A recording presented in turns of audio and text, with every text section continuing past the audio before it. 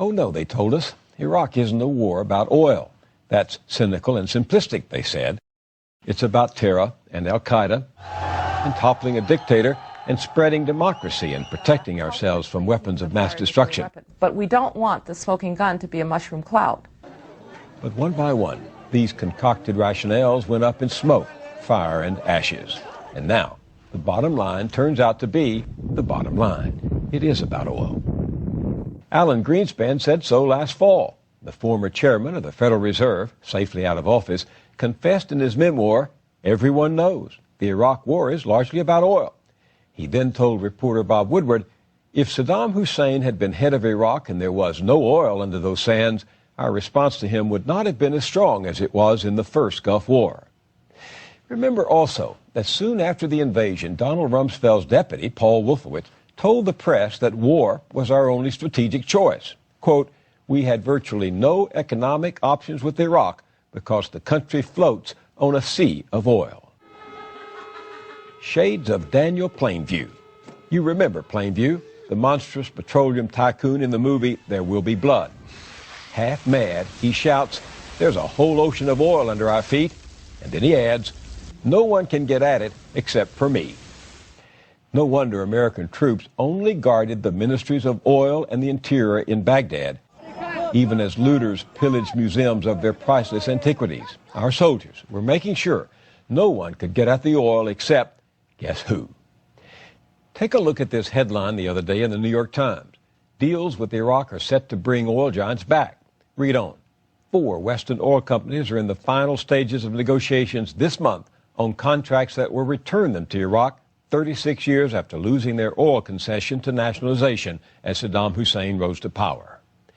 There you have it. After a long exile, ExxonMobil, Shell, Total, and BP are back in Iraq and on the wings of no-bid contracts. That's right, sweetheart deals like those granted Halliburton, KBR, Blackwater. The kind of deals you get only if you have friends in high places. And these war profiteers have friends in very high places. Let's go back a few years to the 1990s when private citizen Dick Cheney was running Halliburton, the big energy supplier. That's when he told the oil industry that by 2010, we will need on the order of an additional 50 million barrels a day. So where is the oil going to come from, Cheney asked? While many regions of the world offer great oil opportunities, the Middle East is still where the prize ultimately lies. Fast forward to Cheney's first heady days in the White House. The oil industry and other energy conglomerates have been handed backdoor keys to the White House, and their CEOs and lobbyists were trooping in and out for meetings with their old pal, now Vice President Cheney. The meetings are secret, conducted under tight security. But as we reported in July 2003, among the documents that turned up from some of those meetings were maps of oil fields in Iraq and a list of companies that wanted access to them.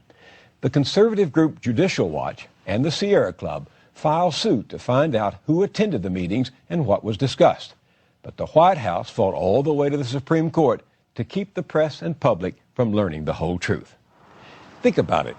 These secret meetings took place 6 months before 9/11, 2 years before Bush and Cheney invaded Iraq.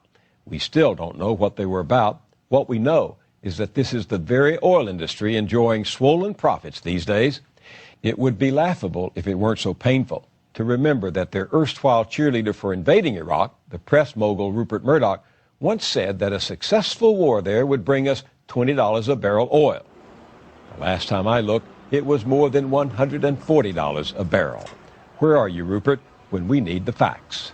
Our policies are determined by the people who have influence. At those hearings earlier this week, scientist James Hansen, who 20 years ago alerted us to the dangers of global warming, compared the chief executives of big oil to the tobacco moguls who deny that nicotine is addictive or that there's a link between smoking and cancer. Hansen said these barons of black gold should be tried for committing crimes against humanity and nature in opposing efforts to deal with global warming. Perhaps those sweetheart deals in Iraq should be added to his proposed indictments. They've been purchased at a very high price.